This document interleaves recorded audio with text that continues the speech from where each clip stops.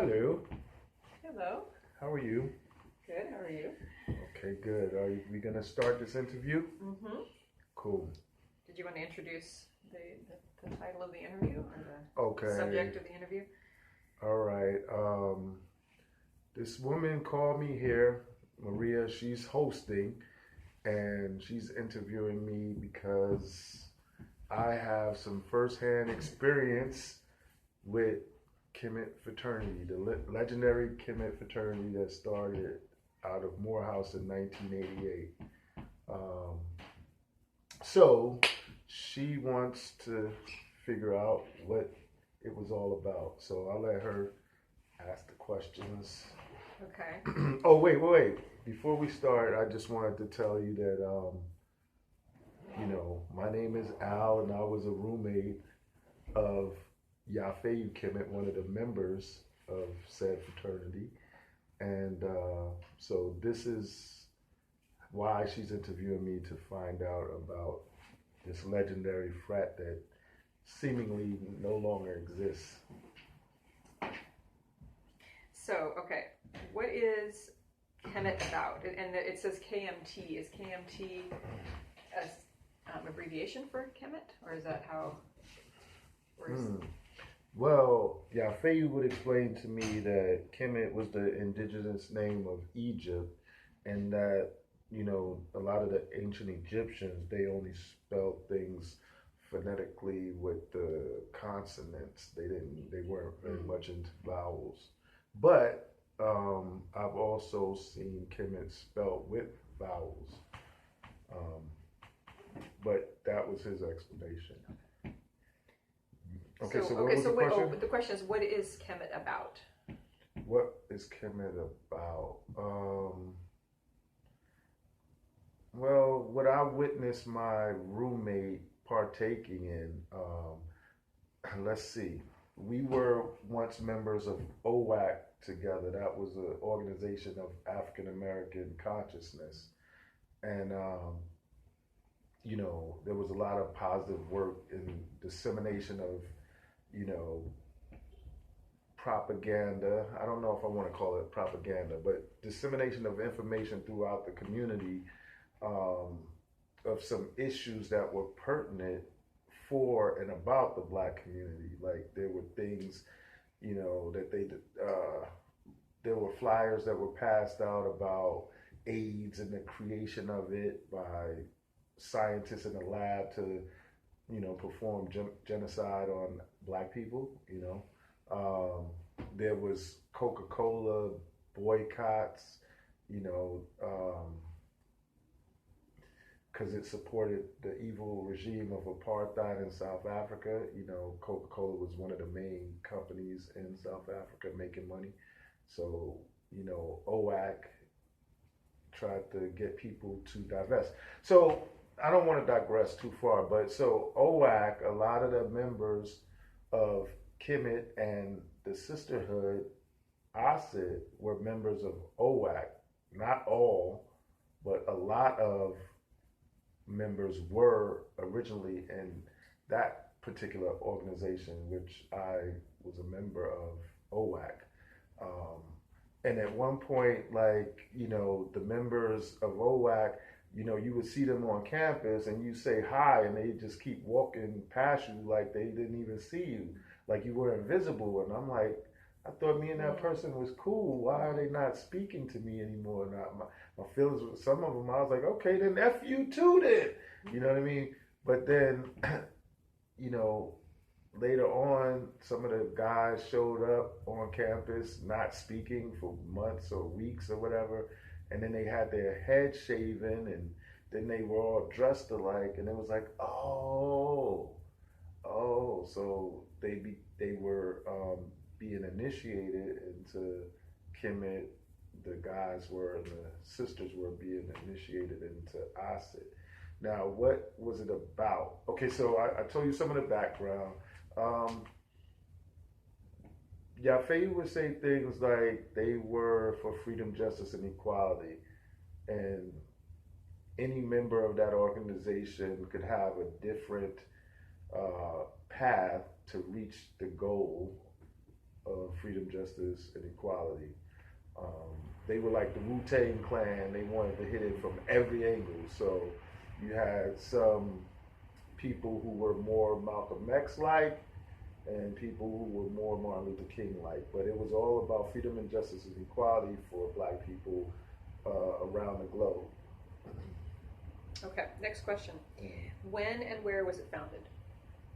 It was founded in January of 1988. Yes, in Where? at Morehouse College. Yep. I don't think that they ever were chartered, but they just did the damn thing. Yeah. Okay, how come you know about this collective? Oh, the reason I know is because I was roommates with Yafeyu for 3 years, so I knew him before, during, and after, and I got stories to tell, but I don't want to expose too much about my roommate.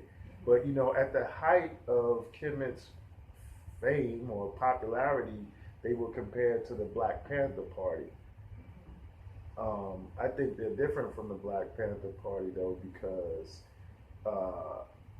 they weren't so easily recognizable with the naked eye. Like you couldn't run into a member in public and be like, "You're a member," unless you saw them go through the run, you wouldn't know.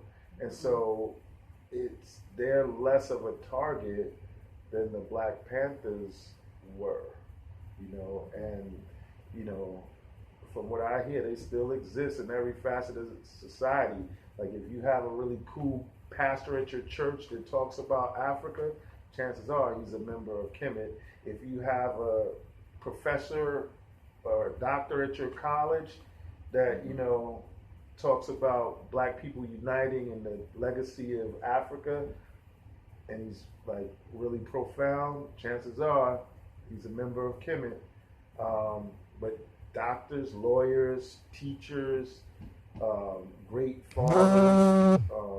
Like at one point, Kemet had a program called the Akinti program. It was a rites of passage for young men. So next question, what are some of the experiences that you had with this group? Oh my God. Like I said, I think me and a lot of the members worked together in OWAC. And, if there were protests in or around campus, a lot of the members in Kemet were frontline in those situations. So I bumped into some of them, during the struggle. Some, I don't want to say that I was on the front line, but when there were protests and there was tear gas and issues with the cops, I saw Kemet members in action doing their thing. I won't describe in great detail what I saw them doing, but they were definitely active on campus. Okay, next question. What do you think their legacy is?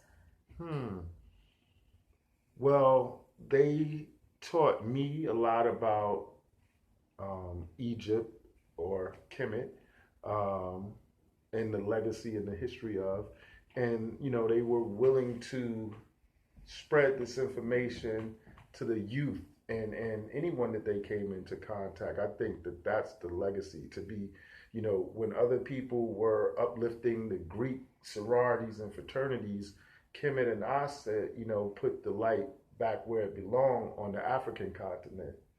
And that's to be saluted and applauded. And we need brothers, like that today. I would say that it was an interesting time that they reached their height and popularity.